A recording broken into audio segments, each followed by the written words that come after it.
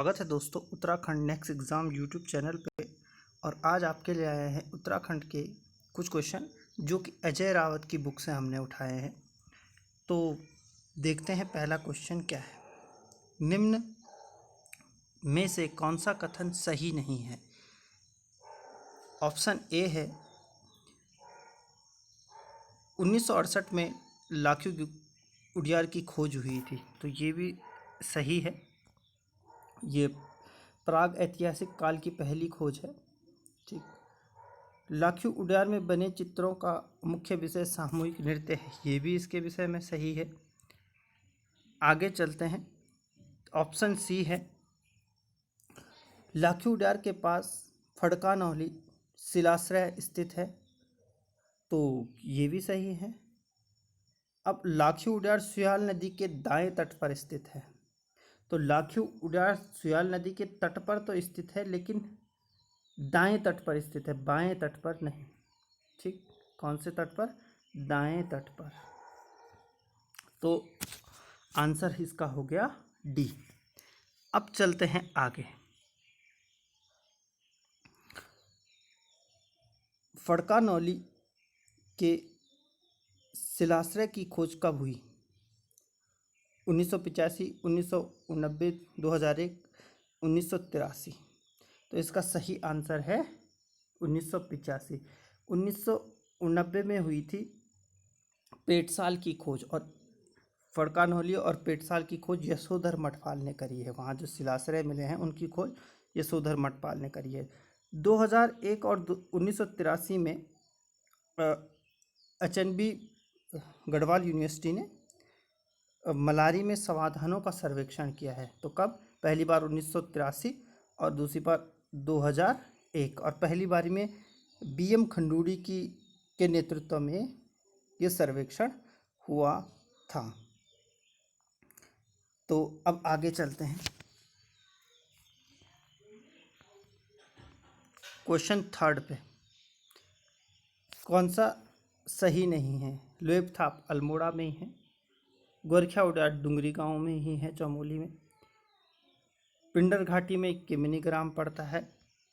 ठीक। अब कसार देवी कहाँ है? तो ये चंपावत में नहीं है, ये अल्मोड़ा में। आगे चलते हैं। गोरखिया उडियार को कौन सा पुराविद प्रकाश में लाया? ठीक, तो यशोधर मठपाल, MP जोशी, राकेश भट्ट, इनमें से कोई नहीं। तो इसका सही आंसर है राकेश भट्ट। यशोधर मठपाल ने क्या किया? फड़कानौली और पेटसाल, और MP जोशी ने लाखियों उडियार। तो लाखियों उडियार को प्रकाश में लाए थे MP जोशी, गोरखिया उडियार को राकेश भट्ट, और यशोधर मठपाल फड़कानौली और पेटसाल। ठीक है, आगे चलते हैं। बनकोट नामक स्थल से क्या प्राप्त हुआ है? तो ये के लिए काट देते हैं, यहाँ पे ये के लिए गलत हो रहा है। तो ओखलियाँ, समाधान, ताम्र आकृति, इनमें से कोई नहीं। तो इसका सही आंसर है ताम्र आकृति। और यहाँ कितनी आकृतियाँ मिली हैं? 8 ताम्र आकृतियाँ मिली हैं। ठीक। और एक जगह और है ताम्र आकृतियों के लिए प्रसिद्ध, नैनीताल में 1999 में कुछ ताम्र आकृतियाँ मिली थी नैनीताल से। आगे चलते हैं। कौन सा सही नहीं है? ठीक, द्वाराहाट के चंद्रेश्वर मंदिर से पाषाणकालीन ओखलियाँ प्राप्त हुई हैं, ये भी सही है। ग्राम गंगा घाटी में स्थित नौला ग्राम से पाषाणकालीन ओखलियाँ मठपाल ने खोजी हैं, डॉक्टर मठपाल, यशोधर मठपाल। डॉक्टर यशवंत सिंह कटोच ने गोपेश्वर के समीप ओखलियाँ खोजी, ये भी सही है। चमोली स्थित नौगांव और कौमा मुन्नी की 2.5 ग्रामों से उखलियाँ प्राप्त हुई हैं। देखो ये चमोली का नौगांव है, चमोली में नहीं है ये नौगांव है अल्मोड़ा। तो अल्मोड़ा के नौगांव स्थित, तो ये वाला आपका सही, ये सही नहीं है, यानी ये आंसर आपका होगा। तो ये नौगांव कहाँ है जहाँ से ओखलियाँ प्राप्त हुई हैं? वो है अल्मोड़ा में। और मुन्नी की ढाई भी अल्मोड़ा में थी। यहाँ से क्या मिली है, यहाँ से भी ओखलियाँ मिली हैं। ठीक, ये चमोली होने के कारण यहाँ पे ये गलत हो गया। ठीक, तो यही आपका आंसर है, क्योंकि बोल रहा है कौन सही नहीं है। आगे चलते हैं, आगे चलते हैं।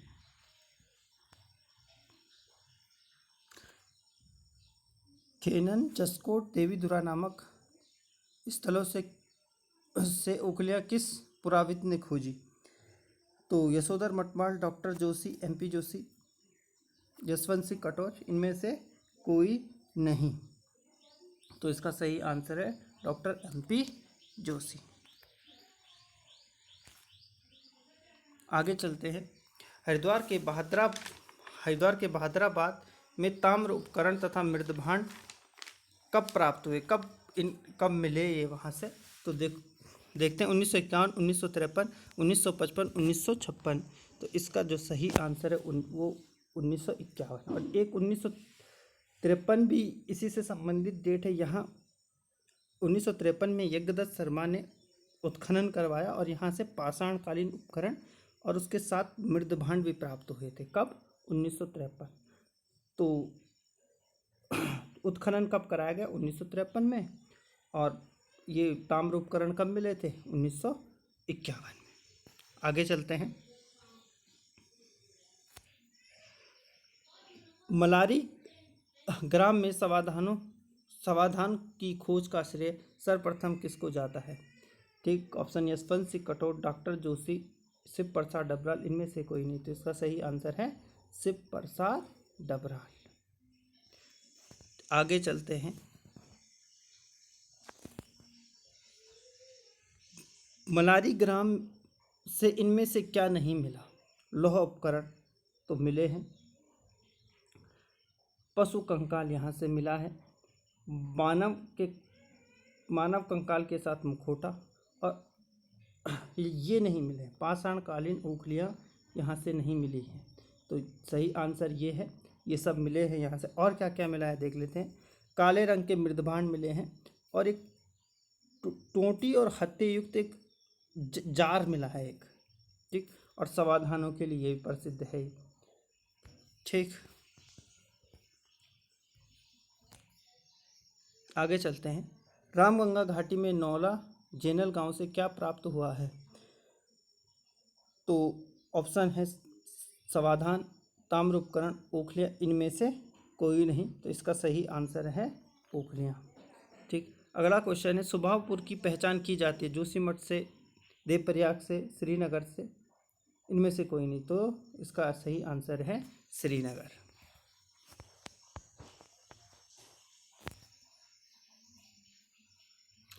अशोक के शासनकाल के किस वर्ष मध्य हिमालय में बौद्ध धर्म की लहर पहुंची? तो 17वें, 18वें, 18वें, 19, 20वें, 21वें, इनमें से कोई नहीं। तो 17वें, 18वें वर्ष जब अशोक का शासनकाल चल रहा था, तो उसके शासन के 17वें और 18वें वर्ष मध्य हिमालय यानी उत्तराखंड जहाँ पड़ता है में बौद्ध धर्म की लहर चरम पे था। यहाँ पे बौद्ध धर्म उस टाइम पे लहर पहुँची थी, शुरू हुई थी। एक तरह से चरम पे तो नहीं कहेंगे, एक तरह से शुरू हो गई थी, लहर पहुँच चुकी थी। ठीक, आगे चलते हैं। अमोघभूति किस वंश के प्रतापी राजा थे? कुड़िन थे, खस, किरात, कत्यूरी? सही आंसर है कुड़िन। और इस वंश के सबसे शक्तिशाली राजा अमोघभूति थे। आगे चलते हैं। कत्यूरी घाटी से कुड़िन वंश की कितनी मुद्राएं प्राप्त हुई? 54, 55, 44, इनमें से कोई नहीं। तो सही आंसर है 44। अगर आपको हमारे वीडियो पसंद आ रहे हैं तो हमारे चैनल को सब्सक्राइब कर लीजिए और इस पर कमेंट ज़रूर करें। और हाईकोर्ट लिपिक और शॉर्ट हैंड का रिज़ल्ट आ चुका है। तो जिन अभ्यर्थियों का इसमें टाइपिंग के लिए सिलेक्शन हुआ है उनको बहुत बहुत शुभकामनाएं। धन्यवाद।